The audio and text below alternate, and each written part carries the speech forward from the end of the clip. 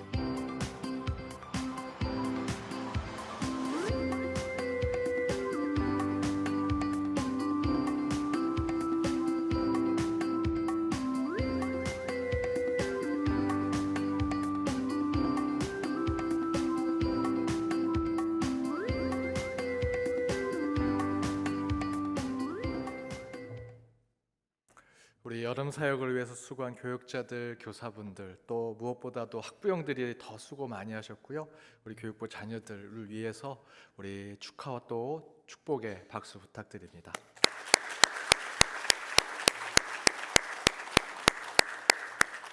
계속해서 우리 연동교회는 자녀 세대를 위해 함께 기도하기를 원합니다. 어떻게 해서든 우리 연동교회는 어르신부터 우리 어린 자녀까지 모든 세대가 기쁨과 감사로 함께 영적 교제를 나누는 하나님의 공동체가 되기를 바라며 기도하기를 원합니다. 저는 우리 연동교회 부흥이 고사리처럼 모은 그 기도의 손을 가진 우리 주일학교 자녀들에게서부터 시작된다라고 믿습니다. 이를 위해 더 기도와 관심, 사랑과 축복을 해주시는 여러분 되시길 바랍니다. 우리 옆에 있는 분들과 이렇게 인사 나누길 원합니다. 어린이와 같은 마음으로 살아갑시다. 어린이와 같은 마음으로 살아갑시다. 주님이 물으신다. 두 번째, 돌아섰는가? 라고 하는 제목으로 함께 오늘 말씀 나눠보고자 합니다. 교회에서 성경 공부를 하기 위해서 함께 모였습니다. 그런데 한 분이 아직 안 오셔서 제가 전화를 드렸습니다. 권사님, 시간이 되었는데 아직 안 오셔서 연락드렸어요. 오시는 중이죠? 그랬더니 권사님이 이렇게 얘기하십니다. 예, 목사님, 중간에 제가 오다가 지갑을 놓고 온 것을 알아서 다시 돌아가서 집에 가서 지갑 가지고 오느냐고 늦었어요. 제가 오늘 간식 쏘는 날이라 지갑이 꼭 필요하거든요 하고 얘기하십니다. 그러니까 곧 한 5분 후에 우리 그 권사님 오셔서 이제 성경 공부를 시작하려고 하는데 그 권사님이 깜짝 놀라시면서 이렇게 얘기하십니다. 아이고, 지갑을 챙기다가 성경책을 집에 놓고 왔네. 그러자 그 주변에 있던 함께 성경 공부하시는 권사님들이 이렇게 얘기합니다. 자기야 괜찮아. 오늘 자기 간식 쏘는 날이니까 지갑만 있으면 됐지 뭐. 성경은 나랑 같이 보자. 그렇게 얘기를 하시는데 제가 맞아요. 지갑만 있으시면 되죠. 라고 해야 할지 안 됩니다. 지갑은 안 가져오더라도 성경책은 가져오셔야죠. 라고 해야 할지 좀 난감했던 적이 있습니다. 여러분 어떠십니까? 오늘 예배 끝나고 지갑이나 스마트폰 교회 놓고 가시면 제 생각엔 하나같이 다 돌아오셔서 목사님 스마트폰 놓고 갔습니다. 지갑 놓고 갔습니다. 찾으러 왔습니다. 라고 하실 겁니다. 그런데 성경책 놓고 가시면 여러분 돌아오시겠습니까? 예배 끝나고 가끔 우리 사무처에 있는 교직원분들과 함께 이렇게 성전에 와보면 성경책이 곳곳에 있습니다. 안 찾아가시는 겁니다. 뭐 이렇게 생각하시는 거죠. 주일에 또 올 텐데 뭐 성경책은 교회에 있으면 더 좋지 뭐 누가 훔쳐가겠어? 뭐 이런 생각을 가지고 성경책은 찾으러 차를 돌리지 않으십니다. 저도 가끔 성경을 교회에 두고 집에 올 때가 있었습니다. 그러면 제 아내가 항상 이렇게 얘기했습니다. 목사인 당신에게 성경은 무엇입니까? 목사에게 성경은 전쟁에 나가는 군인의 총과 같은 것인데 성경을 교회에 놓고 왔다고 그냥 오시면 어떡합니까? 그래서 저는 그 이야기를 듣고 투덜투덜 거리면서 교회로 돌아간 적이 몇 번 있습니다.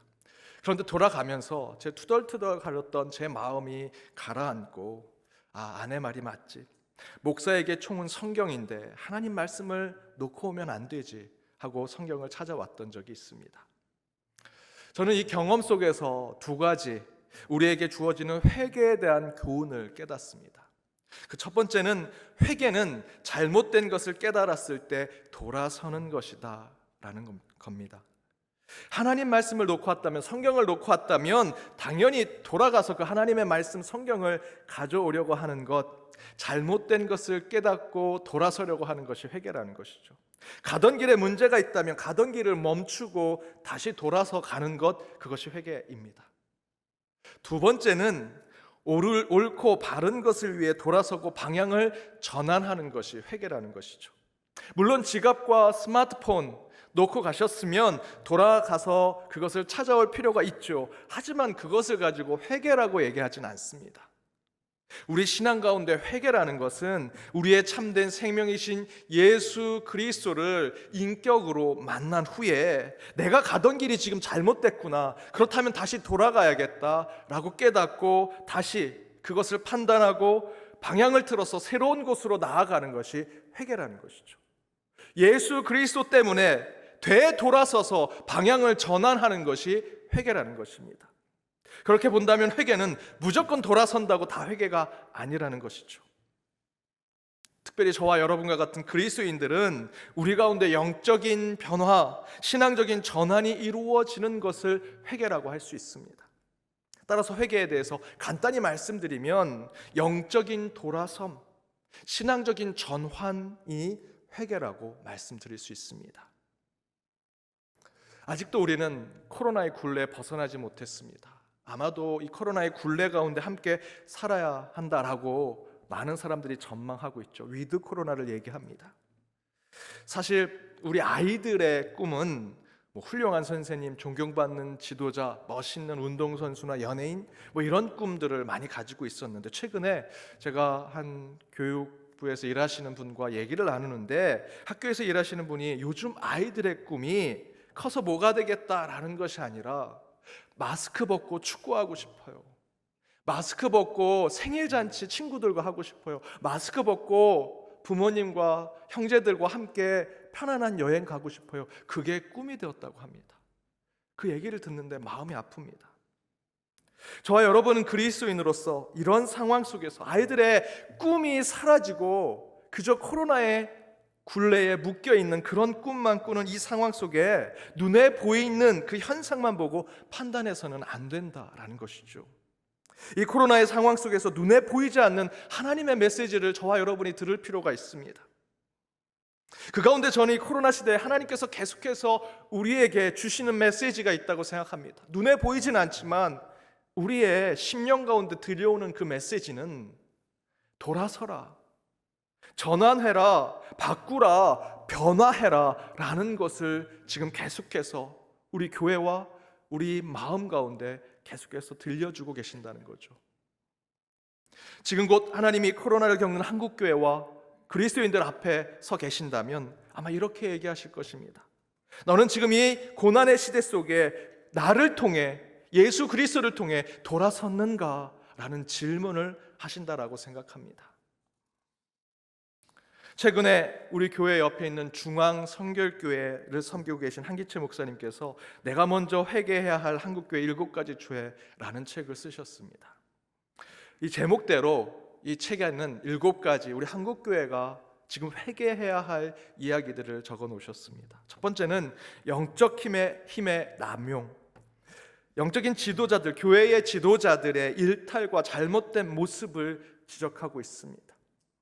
또한 두 번째는 교회의 사유화, 곧 하나님의 모든 교회는 공교회이지요.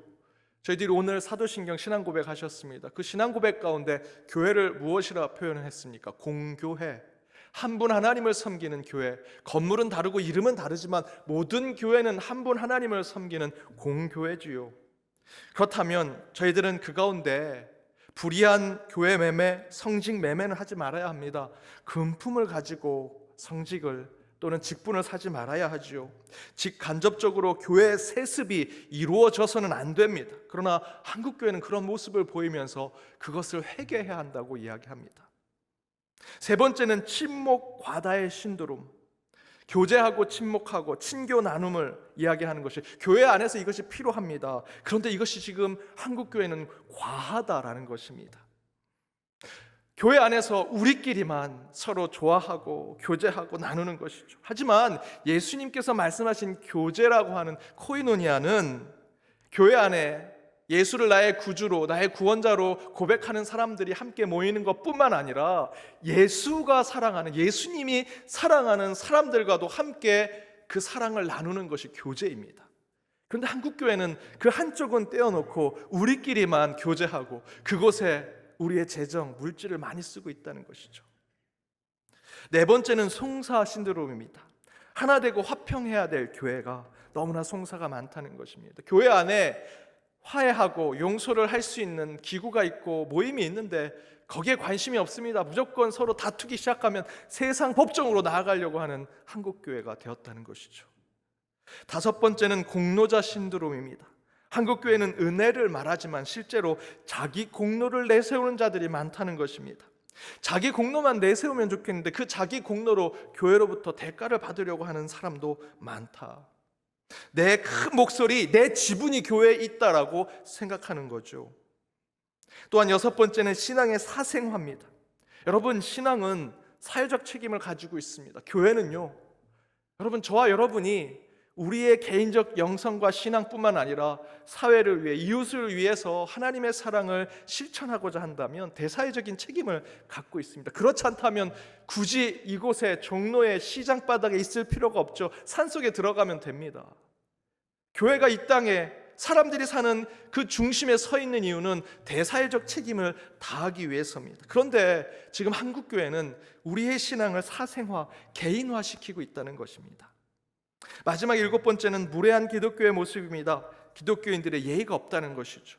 전도할 때도, 구제할 때도 내가 이렇게 하는 거야 라는 것을 이야기하면서 이웃을 배려하지 않는 너무 뻔뻔하고 비상식적이고 무례한 그리스도인의 모습이 곳곳에 드러난다라고 얘기합니다.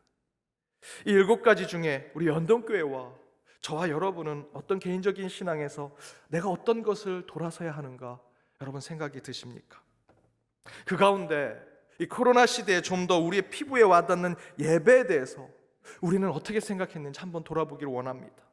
여러분, 정말 얼마나 예배를 사모하고 이 제단을 간절히 지키고자 하셨습니까? 솔직히 코로나 이전에 저와 여러분이 예배를 근본주의자처럼 지키고 보수하려고 하셨습니까? 아니죠.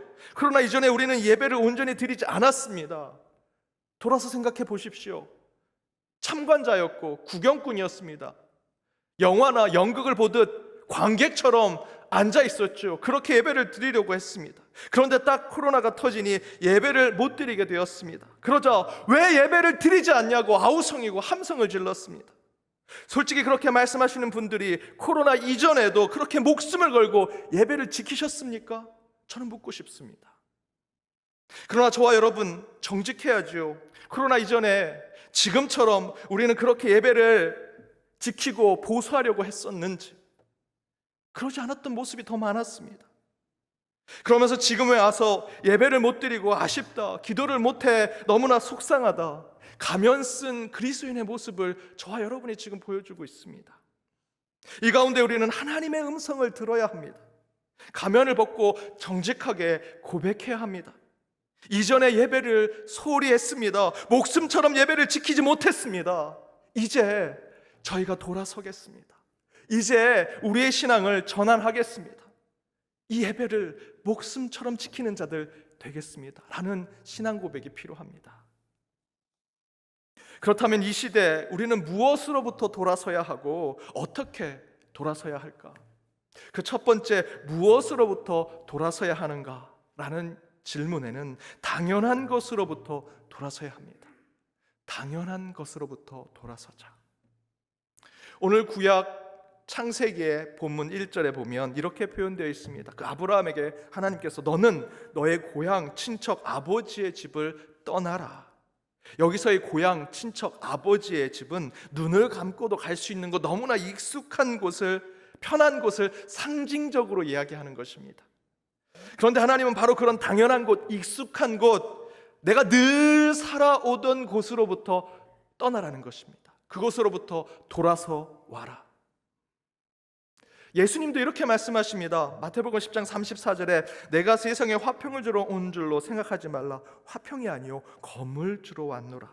이 예수님의 말씀은 예수님께서 분열주의자이고 전쟁과 싸움을 좋아하신다라고 하는 그런 말씀이 아니라 현실에 안주하고 늘 해오던 세상의 방식대로 서로 끌어주고 당겨주고 그러한 세상의 삶에 대해서 예수님께서 그 가운데 필요한 것은 그 당연한 것을 유지하는, 세상에 늘 우리를 끌고 가고 있는 그 당연한 것을 유지시켜주는 화평. 여기서의 화평은 평화로움, 서로 화해하고 용서하는 것을 얘기하는 것이 아니라 좋은 게 좋은 거야 라는 것을 유지시켜주는 것, 그런 것이 아니라 그곳에 하나님의 검과 칼로 당연하다고 생각하는 잘못된 것들을 단절하고 끊어내야 한다라는 말씀이 바로 이 예수님의 말씀입니다. 그렇다면 이 세상의 생각이라는 것, 우리를 잘못된 곳으로 이끌고 있는 이 세상의 생각은 무엇일까? 이 세상의 생각은 곧 인간이 하나님의 자리를 차지하고 그곳에 앉아서 내어놓는 생각들을 이야기합니다. 다른 말로 표현하면 인본주의, 휴머니즘이라고 할 수 있습니다. 물론 인간을 다시 생각하고 다시 성찰하고 인간의 가치, 인간의 생명에 대한 그 중요한 의미를 찾아내기 위해서 휴머니즘, 인본주의를 공부하고 이야기하는 것은 좋지요. 나쁘다고 말씀드리는 것은 아닙니다. 하지만 그 안에는 치명적인 문제가 있습니다. 그 치명적인 인본주의, 휴머니즘의 문제는 매우 논리적이고 매우 모순이 없고 합리적이고 이성적이라고 말하는 것이 진리라고 맹신하게 만들고 그것이 당연한 것이라고 생각하게 하는 것입니다. 인본주의는 이렇게 얘기할 수 있습니다. 인간은 근본적으로 선하고 올바르다. 모든 사람은 평등하고 자립적이고 죄 없이 태어났다. 세상은 즐겁고 안전한 곳이다. 인간은 원래 자유롭게 태어났는데 지금 속박 상태에서 있는 것은 누군가의 잘못이며 이성과 노력, 시간을 좀 더 투자하면 얼마든지 바로 잡을 수 있다는 것이다. 이게 휴머니즘, 인본주의가 얘기하는 것입니다. 너무도 달콤하죠. 그럴싸합니다. 이것이 당연하고 옳은 말 같습니다. 하지만 저는 이것은 거짓말이라고 생각합니다. 이렇게 될 수 없습니다. 먼저 인간은 결코 선하지 않습니다. 매일같이 들려오는 뉴스, 여러분 신문을 펴보십시오. 인간이 선하지 않은 것이 곳곳에 나옵니다. 여러분의 이름이 없고 제 이름이 없을 뿐이지 그렇게 모든 인간은 그 뉴스에, 그 보도에 얼마든지 나올 수 있는 악한 모습이 다 가지고 있습니다. 멀리 갈 필요 없죠. 저와 여러분 가슴에 손을 얹고 생각해 보십시오. 내 스스로가 선한 인간인가? 그렇게 고백하기가 참으로 힘듭니다. 또한 우리는 정말 평등한 세상, 독립적인 인간의 삶을 누린다 생각할 수 있는가? 하지만 이것 또한 거짓말입니다.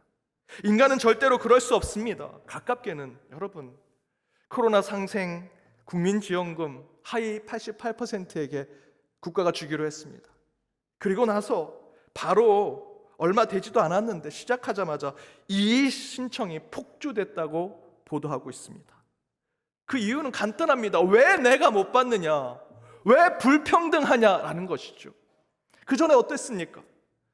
다 모든 사람에게 그런 지원금을 준다고 하니까 그게 불평등이라고 얘기하더니 이제 차등해서 주고 구별해서 선별해서 준다고 하니 그것도 또 불평등이라고 얘기합니다. 도대체 이 이성이 뛰어난 휴머니즘 시대에 평등이라는 게 뭡니까? 또한 인간은 자신이 가진 몸에 결코 자유로울 수 없습니다. 이 자리에 계신 저와 여러분, 물질과 돈에 자유로울 분이 얼마나 계시겠습니까? 그러니 당연히 평등하다, 공평하다, 우리가 그런 세상을 만들어 주겠다라고 얘기하는 정치인들, 인문학자들의 이야기에 우리는 따라가지 말아야 합니다. 속지 말아야 합니다. 그들이 가장 잘 말하는 것이 뭡니까? 우리가 조금만 노력하면 여러분이 나를 찍어주시고 내가 그 자리에 앉아서 이런 정책만 조금만 하면 우리는 다 잘 살 수 있습니다 라고 얘기하지요. 우리는 과학적으로 뛰어납니다. 지식적으로, 이성적으로, 합리적으로 우린 그동안 뛰어난 문명의 발전을 이루었습니다. 조금만 노력하면 우린 다 잘 살 수 있습니다 라고 이야기합니다. 그런데 왜 우리는 여전히 눈에도 보이지 않는 코로나를 해결하지 못하고 있습니까? 왜 여전히 세계 곳곳에는 수천 년 전부터 이루어졌던 전쟁이 반복되고 있고요, 간단하게 여러분 조간신문에 봐도 수많은 살인은 여전히 이루어지고 있습니다. 나라를 지키려고 내 자녀를 군대에 보냈는데, 군대는 당연히 내 자녀가 이 군대를 위해서, 이 나라를 위해서 충성하면 내 자녀의 인권을 지켜줘야 되는데 당연히 해야 할 일을 하지 않습니다. 그래서 스스로 목숨을 끊는 군대 간 자녀들이 있습니다. 한쪽의 나라에서는 악한 정권이 세워졌습니다. 정권이 세워졌다, 나라를 차지했다는 것은 그 백성들을 잘 살피겠다는 것이죠. 그런데 그렇게 악한 정권이 세워졌더니 여성의 인권이 땅바닥에 떨어졌습니다. 폭력과 억압으로 백성들을 다스리는 정권이 이 시대에도 여전히 있습니다. 조금만 노력하고 투자하면 이성적이고 합리적이고 인본주의적인 이 휴머니즘을 가지고 있는 이 세상에 우리가 조금만 노력하고 조금만 더 투자하면 좋은 세상 될 것이다, 유토피아 될 것이다. 여러분 정말 그렇게 된다고 생각하십니까? 거짓말입니다. 성경은 이렇게 얘기합니다. 인간은 죄인이고 절대로 선한 것을 할 수 없고 평등하며 100% 자유를 절대로 누릴 수 없는 존재임을 성경은 계속해서 우리에게 규지시켜 줍니다. 그럴 수 있다라고 말하는 것은 거짓말이고요, 세상이 우리를 지금까지 그렇게 세뇌시켜 살게 하고 있는 것입니다. 그게 당연한 것이라고 생각하게 만드는 것이죠. 세상은 그것이 당연하다고 말하지만 그 당연하다고 생각하는 그곳에서 저와 여러분은 돌아서야 합니다. 왜냐하면 그곳에는 하나님이 없습니다. 인간이 주인 행세하려는 욕망과 욕심의 죄만이 있을 뿐입니다. 우리는 그곳에 가면 언제나 계급이 만들어질 것이고 누군가의 지배를 받을 것입니다. 한 집사님이 교회 일을 마치고 집에 갔더니 딸이 한여름에 겨울 털모자를 쓰고 엉엉 울고 있더랍니다. 그래서 왜 그런가 가봤더니 이 딸이 자기가 머리를 잘라보려고 거울을 보고 옆에를 잘랐더니 조금 이쪽이 긴 것 같아서 여기도 자르고, 여기를 잘랐더니 여기가 긴 것 같아서 여기도 자르고, 계속 자르다 보니까 머리가 쥐파먹은 머리가 된 겁니다. 그게 슬퍼서 엉엉 울고 있는 겁니다. 여러분, 중이 제 머리 못 자른다고 하죠. 스님들이 중생들에게 부처님 말씀 이렇고 저렇다 얘기하면서 여러 얘기를 권면을 하지만 정작 자기 머리는 못 자르는 게 중입니다. 그건 중만 그런 게 아니고요, 저와 여러분 같은 인간도 그런 똑같은 상황을 겪고 있죠. 인간에게 당연한 것은 없습니다. 우리 인간은요, 서로 돕고 의지하는 자의 삶을 살아야 합니다. 혼자 독불장군으로 내가 마치 신과 하나님이 된 것처럼 살아갈 수 없는 존재입니다. 특별히 저와 여러분과 같은 신앙인들은 우리를 만드신 창조주가 우리의 삶을 이끌어가지 아니하시면 절대로 우리는 온전하여질 수 없음을 고백하는 자들이 되어야 합니다. 따라서 여러분, 우리는 저와 여러분의 고향, 여러분의 친척, 여러분의 그 아버지의 집을 떠나 당연하고 익숙한 곳에서 돌아오는 자들이 되어야 합니다. 그때 비로소 우리는 하나님이 주신 진정한 복을 받는 자들이 될 것입니다. 여러분, 당연하다고 생각하는 그곳에서 돌아서십시오. 돌아선 곳에 하나님이 인도하신 길이 있을 것입니다. 두 번째, 그렇다면 어떻게 돌아설 것인가? 그 두 번째는 빛이신 하나님을 통해 돌아서야 한다는 것입니다. 여러분 모두 운전을 대부분 하시니까 아실 겁니다. 그 도로 가운데 가장 가로등 불빛이 가장 밝은 곳이 어딜까요? 여러분 마음속에 대답하신 그곳, 바로 분기점, 갈림길, 대로라 가는 유턴이 있는 그 길이 가장 밝고 환하다고 합니다.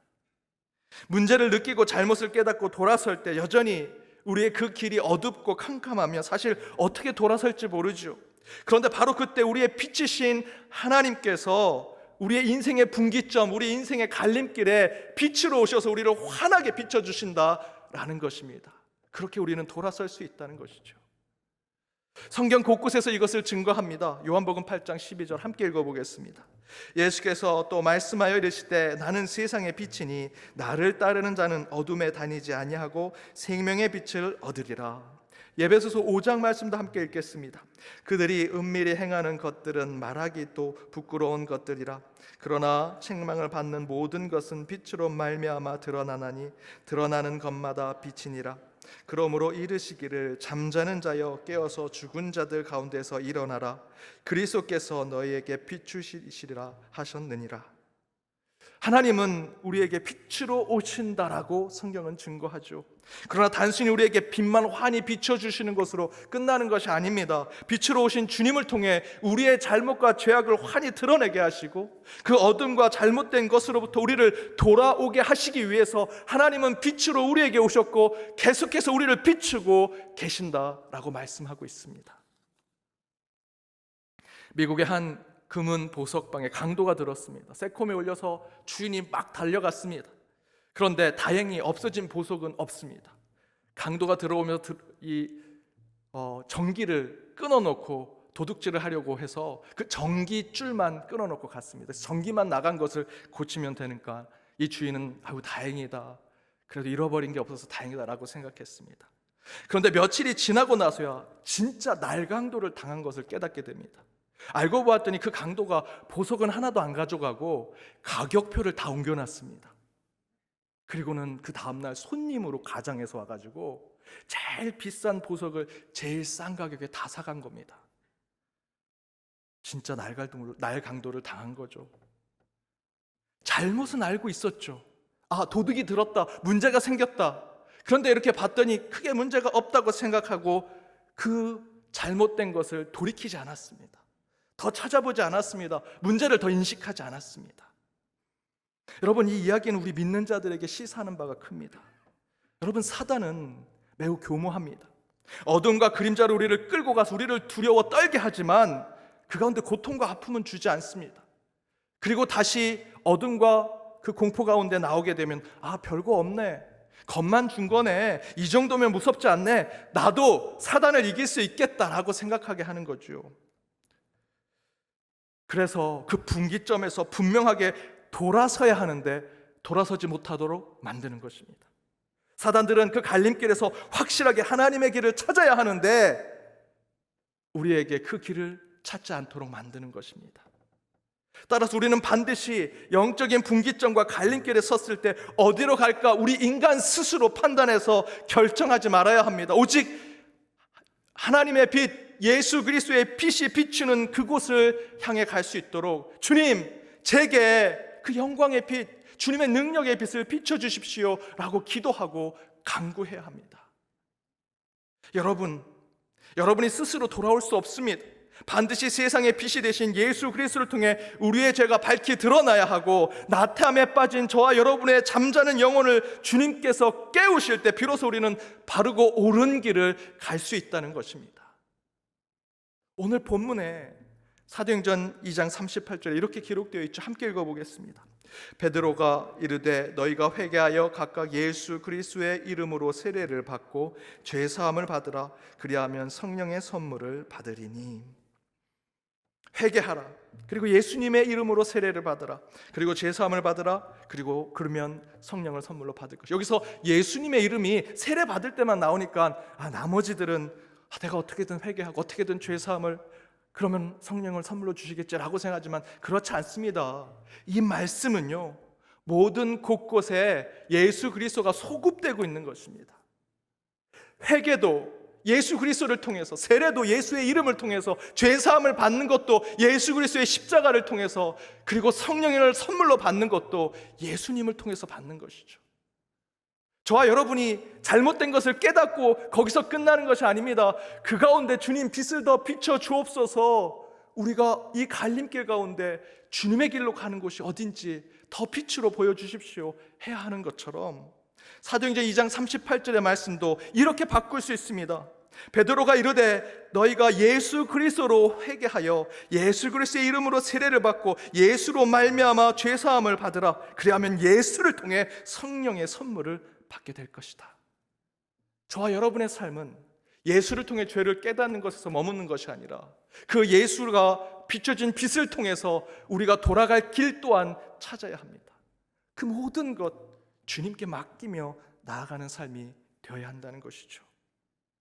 사랑하는 여러분, 이처럼 세상에 비치신 예수님을 통해서만 여러분이 서 있는 영적인 분기점에서 옳고 바른 길을 찾아낼 수 있습니다.